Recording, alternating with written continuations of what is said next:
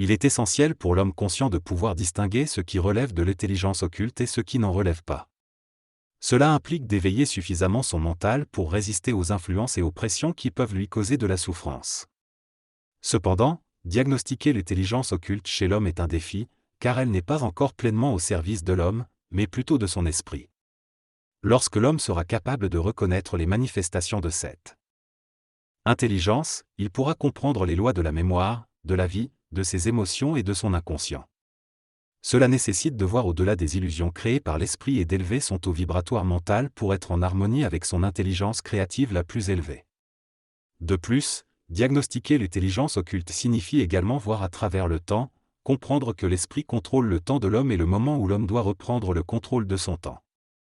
L'esprit doit être au service de l'homme, et celui-ci doit comprendre le pouvoir de sa conscience atomique qui englobe son esprit. L'homme doit déterminer sa vie matérielle, sa conscience et son pouvoir, et incarner la conscience de l'esprit dans la matière. Lorsque l'homme atteindra cette conscience et cette capacité, il immortalisera sa conscience et l'esprit sera libre. Cela permettra à l'homme de vivre une vie de moins en moins angoissée. Pour cela, il est primordial de développer la lucidité de notre intelligence occulte afin de devenir véritablement intelligent. La libération de l'esprit de l'homme est essentielle pour qu'il puisse utiliser son pouvoir créatif sur la matière. Tant que son esprit est emprisonné dans la forme, il ne peut pas exploiter pleinement son pouvoir sur le plan matériel. L'homme doit donc être capable de diagnostiquer l'intelligence occulte en lui afin de se prémunir contre le pouvoir planétaire de l'esprit. Il doit apprendre à percevoir instantanément les vibrations qui le traversent et choisir une vie créative et intelligente plutôt qu'une vie conditionnée par son esprit. Il est temps que l'homme se libère de l'influence de l'âme et de l'esprit pour être véritablement libre. Le but de l'esprit dans l'homme est la liberté individuelle, pas nécessairement l'évolution spirituelle de l'humanité ou le contrôle de la conscience humaine. La liberté de l'homme réside dans sa capacité à utiliser son énergie interne pour être créatif et assumer toutes les facettes de sa conscience. Cependant, il doit apprendre à maîtriser son esprit et à développer l'ordre dans son intelligence afin de ne pas être dominé par son intuition. Son caractère et son tempérament doivent être ajustés en fonction de sa conscience croissante. Lorsque l'homme parvient à transcender l'esprit en tant qu'entité et à devenir une entité spirituelle sur Terre, il ne sera plus soumis aux mêmes forces et formes qui ont influencé l'ancienne humanité. Le diagnostic de l'intelligence occulte de l'esprit est crucial pour sa sécurité psychologique sur Terre, car il lui permet de comprendre l'origine et la nature de ses pensées. Lorsqu'il est capable de diagnostiquer la vibration de l'intelligence cosmique en lui, il devient libre, lucide et possède la volonté de l'esprit dans l'immatériel et l'intemporel. Cette réalisation est essentielle pour assurer sa sécurité. L'auteur explique que l'homme traverse des épreuves et des jeux mentaux qui peuvent être bénéfiques pour son évolution, mais il doit un jour trouver un équilibre et ne plus souffrir de ces jeux. Il souligne l'importance pour l'homme conscient de réaliser que son bien-être personnel doit coïncider avec sa qualité d'intelligence.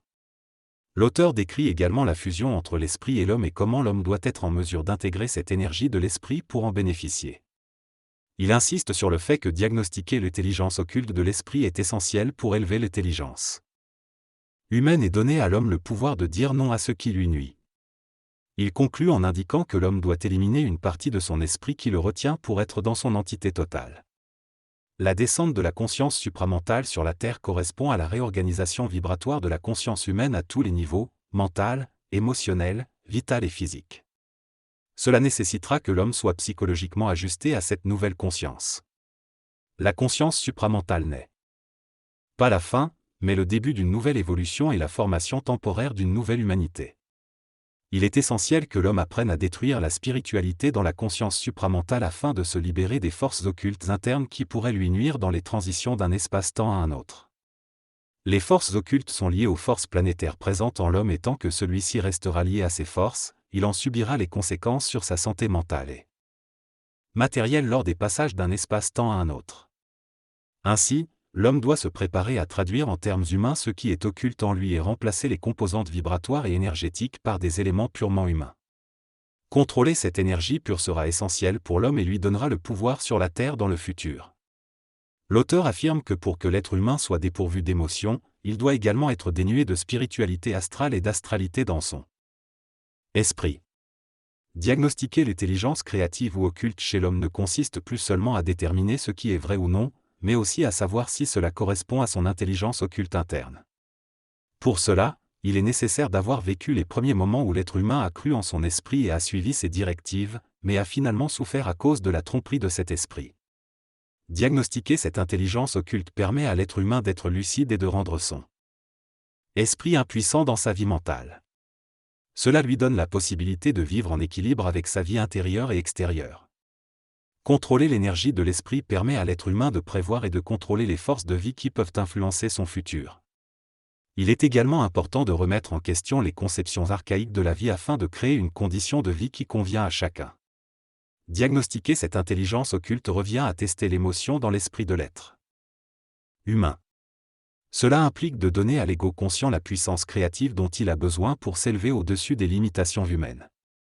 L'auteur affirme que les êtres humains n'ont jamais réalisé la véritable activité de leur esprit, ce qui a conduit à la souffrance dans leur vie. Seule la conscience humaine actuelle peut communiquer directement avec l'esprit, sans avoir à passer par la forme, ce qui permet de se libérer de la pensée et du souvenir. À la fin du cycle, l'homme connaîtra l'émergence de la conscience supramentale qui descendra sur Terre. Cela signifie que l'homme est en train de subir une mutation psychique profonde qui affectera progressivement toute l'humanité. Le XXe siècle marquera l'avènement du pouvoir de la pensée supramentale dans le monde. Dans ce processus de mutation, l'homme devra apprendre à diagnostiquer sa propre intelligence créative pour ne pas être submergé par les nouvelles forces psychiques qui agissent sur son cerveau. Il devra apprendre à élever le taux vibratoire de son cerveau afin de pouvoir passer d'un espace-temps à un autre sans être psychologiquement détruit. En attendant, l'homme souffre du conflit entre l'esprit et l'ego. Pour mettre fin à cette souffrance, l'homme nouveau devra être capable de percevoir clairement son intelligence créative et de contrôler les forces occultes en lui au lieu d'être contrôlé par elles. Le diagnostic de l'intelligence créative supramentale sera crucial pour l'homme et pour l'évolution en général. L'homme individuellement profitera d'une nouvelle forme d'énergie mentale, ce qui entraînera ensuite de nouvelles conditions d'évolution. Si l'homme conscient apprend à reconnaître les jeux de l'intelligence créative à travers lui, il pourra également percevoir le potentiel de transformation de l'homme s'il est conscient de cette énergie en lui. Par le passé, l'homme était inconscient et ignorait cette énergie.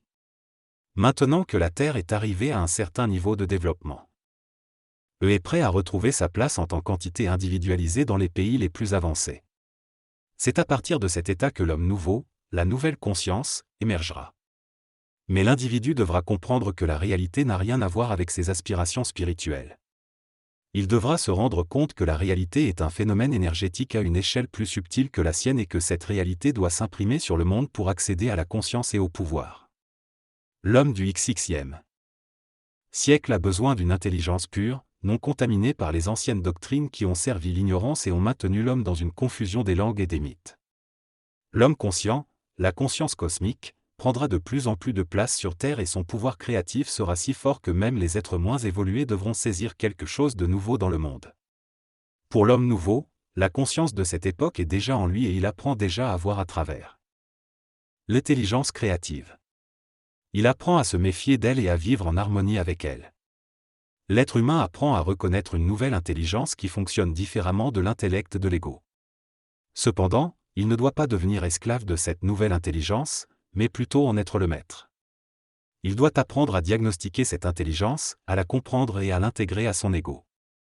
Cette conscience supramentale se répandra sur Terre au fil des siècles, mais ceux qui seront touchés par cette énergie devront apprendre à bien la contrôler et à en bénéficier. Il est important de diagnostiquer cette intelligence afin de ne pas se perdre dans les méandres de l'expérience. L'humain doit également éviter de céder au chantage psychologique que cette intelligence créative peut créer. L'être supramental est capable de comprendre les mystères sans avoir besoin de l'approbation d'ordre religieux, philosophique ou ésotérique. Il doit apprendre à pénétrer ces territoires inconnus tout en se protégeant des aspects de lui-même qui l'empêchent d'être pleinement intelligent en permanence. Il doit être capable de voir à travers le mouvement de l'esprit en lui et de ne pas se laisser emporter par le jeu qu'il doit jouer pour évoluer et être réceptif.